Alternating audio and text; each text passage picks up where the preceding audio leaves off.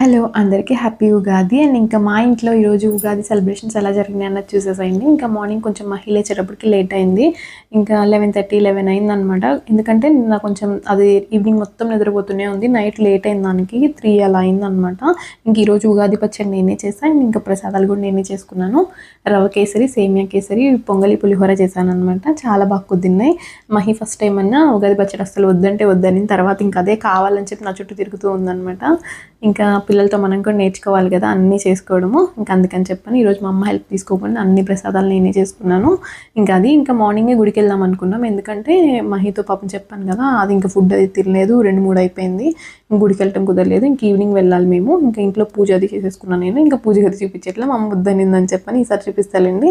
ఇంక ఈరోజు అయితే ప్రశాంతంగా కూర్చొని కింద కూర్చొని భోజనం చేశాను. భలే హ్యాపీ అనిపించింది. అంతే ఈ వీడియో అయితే. Bye bye.